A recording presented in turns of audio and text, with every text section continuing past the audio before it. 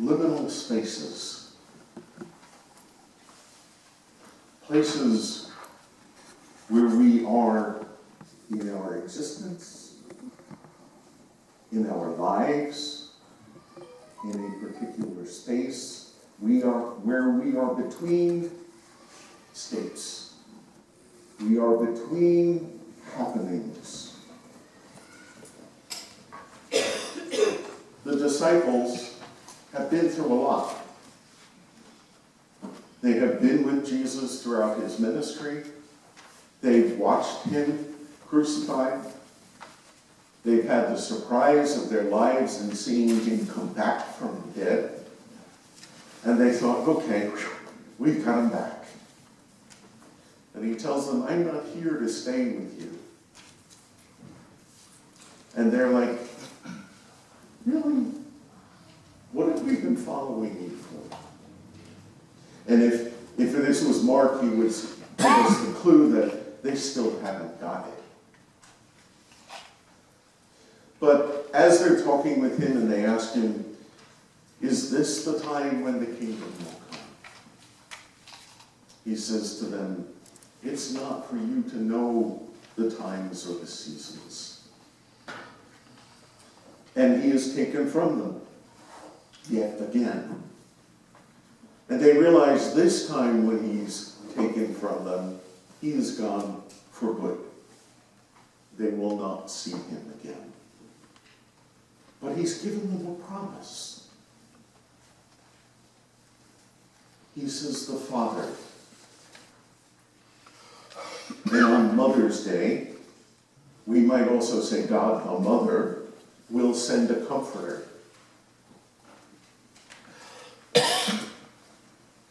God will send to his people someone, some power, some authority that will change their lives, that will move them, that will redirect them, that will transform them.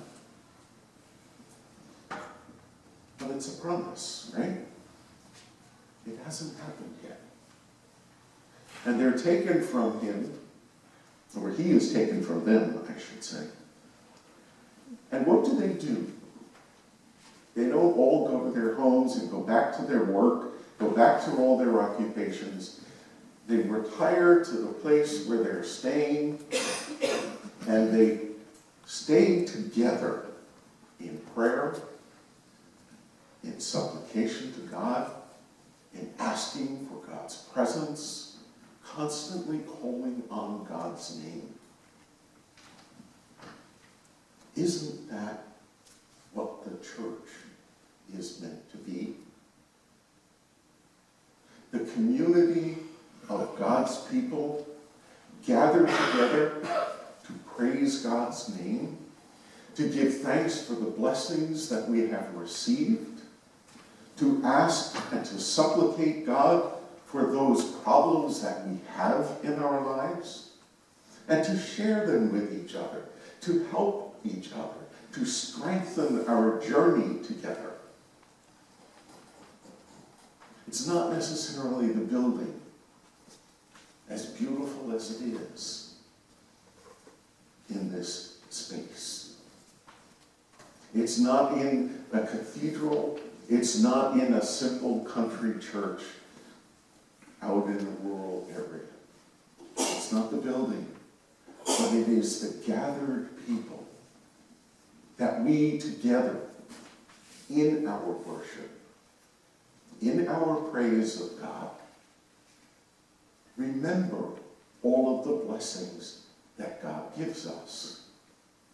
And in those times when we don't feel God's presence, that we call upon God to stand with us and remind us that he is our God.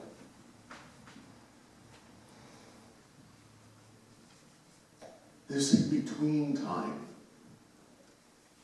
this time of transition for the disciples, from having Jesus with them.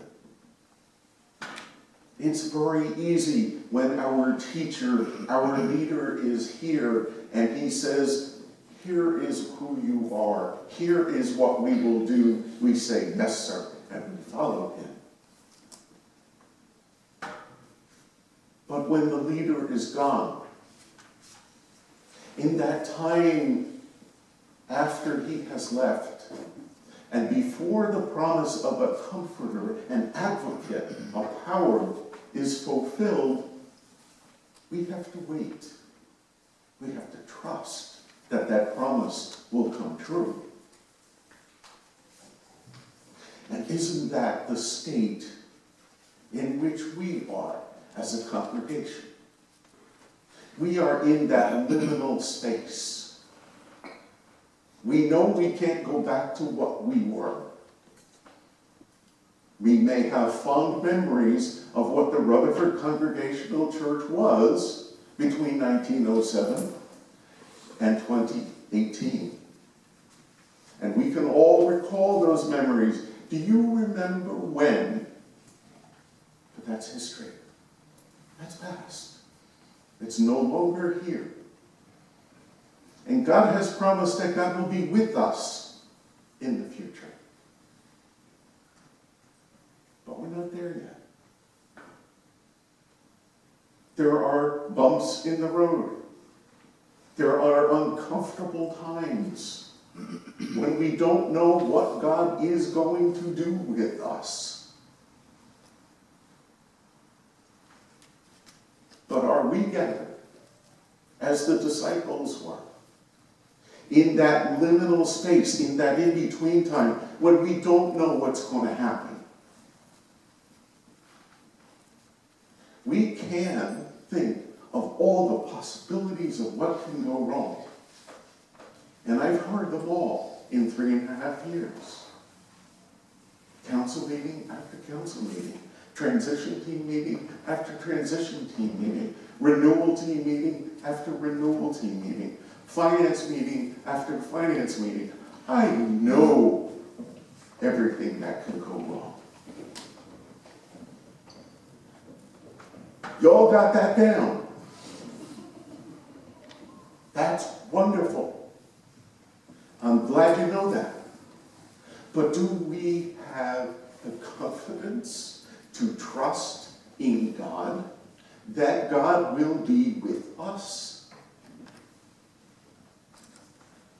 That God will bless us? At council meeting on Thursday night, I read a small portion from the book of Nehemiah, the 2nd chapter, in which Nehemiah talks to the people about rebuilding the wall of Jerusalem once they come back from captivity. The city has been destroyed. There is no stone left standing, one on top of another.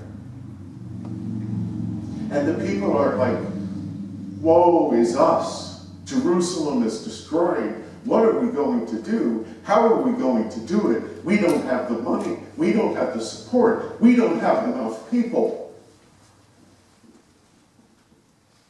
But Nehemiah says, but God is with us. And God will bless us. Can we claim that? Can we believe that ourselves for us?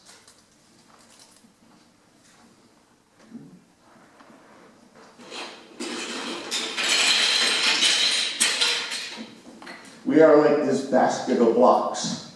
Some on the floor, some on the table.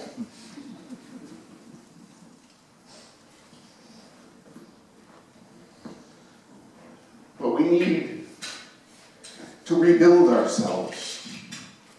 We need to start to put a foundation together. What is it that we will do? And how will we do it? Are we willing to say that God is with us? And I'm going to take my piece and I'm going to put it together with the others and be part of the rebuilding? We're not rebuilding the wall of Jerusalem. We're rebuilding this congregation. Am I willing to be part of it? Or am I going to be like Sanballat and Tobiah, the enemies of the returned Israelites? And I'm going to sit and snipe from the sidelines and say, you ain't going to make it. You're rebelling. You don't know what you're doing. It's all done. It's over. Finished. Close the doors. Go back to Babylon. Or are we going to be part of it? Do we have the confidence to claim that God is with us? In this in-between time, can we gather as the apostles did and say, this is our God? We follow this man Jesus. He made us a promise. And I'm going to take that promise and I'm going to place my faith and my trust in that promise that God will be with us and God will provide us what we need.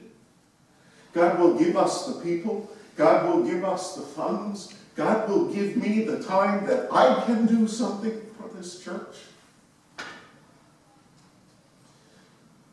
In our society today and in our culture, there is every reason to find something else to do than to be part of a living church. There is every reason not to be in worship with the congregation on Sunday morning. I don't have to give you the reasons. You know them. You all experience them from time to time. But are we able to say, no, I have to be with God's people when they gather because there God is and I need to be where God is if I am one of God's children? Are you willing to do that and to step forward and take the block you have in your hands and add it to a foundation to make a strong structure? It's only Duplo. It's only an example. It's a weird example from a strange pastor. But are we willing to build something together? I invite you to come forward and to try and build a solid structure of some kind. It can have funny angles. It can have strange towers on it. Whatever. But we need to make sure it's got a solid foundation. So let's start. Let's build something together. And let's claim what the disciples did. That Jesus is our God and that God will bless us. I invite you to come forward and add your block and build something together this morning.